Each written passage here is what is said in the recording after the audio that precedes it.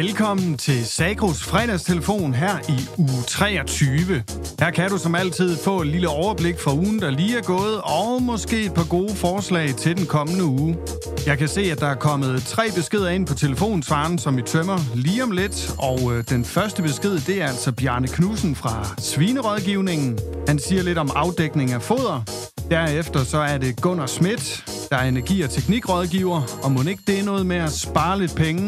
Og så slutter vi af ude i marken med planterådgiver Finn Poulsen, der lige kommer med en opfordring til at opdatere sprøjtejournalen. Men vi må hellere bare komme til det og høre den første besked fra Bjarne Knudsen. Hej, det er Bjarne. Jeg har været ude og kigge lidt på lidt med nogle foderhandlere lidt. Og det er jo sådan, hvis man kigger på de der forskellige råvaremarkeder, så siden corona, hvor havnen lige lå, så har der været store udsving på de der råvaremarkeder. Den der volatilitet, som der er, den er blevet øget voldsomt i de senere år. Og det er jo blevet bedre efter, at Rusland så invaderer Ukraine, så fik den endnu et nøk opad. Og når så man skal ud og handle foder, så er der mange, der egentlig føler, at så kommer de til at ramme forkert hver eneste gang, de handler foder, fordi at det kører op og ned, og det er svært lige at vide, hvornår at man egentlig skal slå til. Men der er mange måder for at dække sig foder af på. Nogle gør det, at de rådfører sig med agromarkeds eller lignende firmaer, og lytter til, hvad der kommer af salgssignaler den vej rundt. Og så kan vi i Svinerådgivningen sådan bistå med det rent foderfaglige. Andre, de entrerer med et foderstoffirma, og så dækker de råvarer af med dem, eller når det der firma mener, det er fornuftigt. På den måde, så har man så også ligesom bestemt, hvem man skal handle foder med, så kan man ikke rigtig udnytte den der konkurrence, der så kunne være mellem firmaer. Nogle melder sig ind i en indkøbsforening, det er også en måde at gøre det på. Det koster så et kontingent af den der indkøbsforening, de så klarer ærterne. Og det seneste, vi har set, det er jo så specielt DLG, der sammen med Danish Crown har lanceret det, de kalder andelstanken 2.0, hvor DLG så sørger for at afdække råvarer i det foder, de skal købe. Det vil sige, at DLG de sidder sådan set med det dankort, man skal handle foder med. Og mange af dem, som har været med der, de har været glade for at slippe for det der med at skulle handle foder på den måde. Vi har så i Svinerådgivningen rundt i Danmark fulgt lidt op på, hvordan de her handler så egentlig er lykkes siden februar 23, hvor det her koncept det starter. Og vi har gjort på den måde, at vi har fået nogle priser ind fra en del landmænd, som er med i andel 2.0. Og så har vi sammenlignet dem, de priser, de nu har fået på foder, med priser fra andre firmaer på nogle blandinger, der kan sammenlignes, og på de samme tidspunkter også. Og det vi så må konstatere, det er, at i hvert fald her i starten, eller i det første års tid, eller der, så har dem, der har købt via andelstanken 2.0, handlet i gennemsnitligt 13 øre dyrere per foderenhed, end hvis de har handlet på dagspris i den samme periode. Og det er jo selvfølgelig lidt utilfredsstillende, at de er kommet til at handle dyrere end markedet i øvrigt. Der har der været en del snak om, at i den periode har markedet også været faldende. Foder er sådan set kun blevet billigere i den periode, og det kan selvfølgelig gøre svært at finde den rigtige dag for, hvornår man skal dække af. Det vi kan se i andelstanke 2.0, det er, at det ligesom konsekvent er afdækket de næste 3 måneder. Og der kunne man måske så med fordel have dækket i nogle kortere perioder, og på den måde bedre have ramt den her nedtrend, som har været i markedet. Så det bliver jo så spændende at se fremover, om det tabt, det ligesom kan blive indhentet. Men tilbage står altså, at selvom man indtræder i de forskellige indkøbssamarbejder, der kan være, det fritager altså den enkelte landmand for hele tiden at følge med i, om man får de rigtige priser. Så selvom det er fristende at udlicitere foderhandel, så er der altså en direkte garanti for bedre priser. Det var lige det, jeg havde på hjerte. Kan I have en god weekend alle sammen? Hej. Tak for beskeden, Bjarne. Og det var da lidt spændende, for der bliver brugt rigtig mange penge på foder. Vi hopper videre til den næste besked, og den er altså fra Gunnar Schmidt. Hej, det er Gunnar. Jamen, jeg havde da lige en lille ting igen. Nu ved jeg jo helt, hvordan I er forskellige derude, I har med penge. Men her kommer et lille tip, som nogen af jer i hvert fald kan bruge.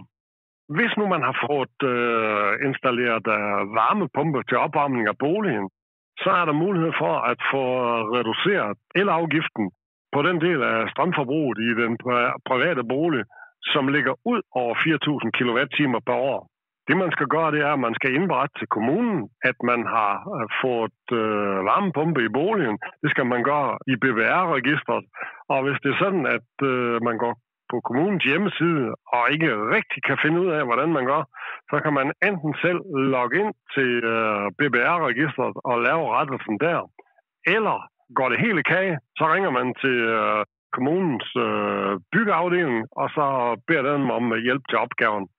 Så snart det er registreret i BBR, så udskriver man en ny BBR-meddelelse, og den sender man til de elselskab, hvor man køber el.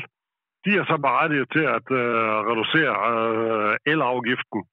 I øjeblikket der er elafgiften 76 øre ex moms, eller 95 øre per kilowatt-time, inklusiv moms. Det får man så reduceret fra den del af elforbruget, der ligger ud over 4.000 kWh. Det får man reduceret til 1 øre per kilowatt-time.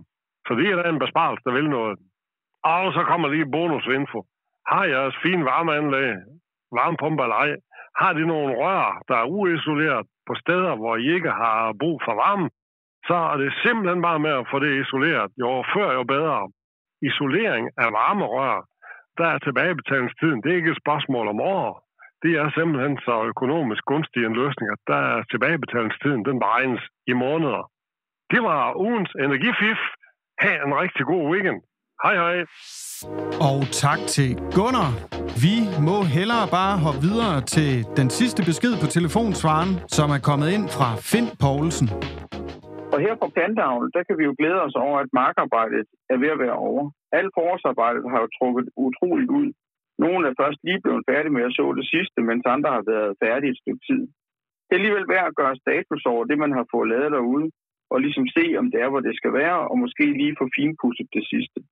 Når det gælder sprøjtearbejdet, så er noget af det, der stadigvæk er opgaver tilbage på. Det er måske korn, der skal svampesprøjtes. Det kan også være nogle afsluttende sprøjtninger i majs. Få samlet op på det sidste og se, hvordan det er gået dig, og få lavet en plan for, hvordan du får udført det sidste arbejde.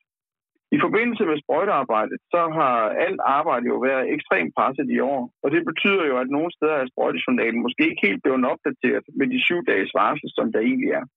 Det betyder, at har du nogle sprøjtninger hængende, som ikke er blevet skrevet ind endnu, så vær opmærksom på at få det gjort. Der kommer kontrol nu jævnt derudaf på en del ejendomme, og vi ser altså desværre problemer med, at arbejdet med at udføre sprøjtejournalen ikke helt er blevet ajourført. Der er jo 2 måder at gøre det på. Man kan gøre det på papir, eller man kan gøre det i farmtracking. Farmtracking, som du måske allerede har på din telefon, er effektiv til at holde styr på dine sprøjtninger. Husk også at få noteret, hvilke stadier afgrøden i efterhånden, som du får det skrevet ned. Det er ikke alle sprøjtemidler, der er godkendt i alle stadier. Vi ser også lidt fejlbrev på fællesskemaer. Det er spørgsmål til afklaring, og det er også noget, der minder om kontrol. Det er vigtigt at få svaret, hvis man skal have pengene ud til tiden. Læs de breve, der kommer, og se, hvad det er, der står. Vent eventuelt med din rådgiver. Vi hjælper gerne med det. I forbindelse med, at vi har fået afsluttet forårsarbejdet, har vi også fået brugt det gødning, som vi havde planlagt. Og nogle gange har vi brugt lidt mindre, og andre gange måske lidt mere. Når du er færdig med at gøde her i foråret, kan du fint få lavet et foreløbigt gødningsregnskab 2024. Det vil give dig overblik over, om du har mulighed for at købe noget ekstra gødning ind, hvis du synes, der er noget, der mangler. Eller måske få lavet en plan for, hvordan du lige får rettet det ud, sådan så at det, du har købt, kan komme ind i dit gødningsregnskab. Det er godt at få et overblik over sin gødning, hvis man har mistet det lidt hen over foråret. Det betyder også, som det sidste her, så vil jeg opfordre til, at man har en strategi på både salg af sit korn, men også køb af det sidste gødning. Det er godt at tage en dialog med foderstoffen om, hvordan man får leveret korn i høst. Der er også nogen, der har handlet korn nu og købt gødning samtidig. Der har været en fin mulighed for at lave en god handel.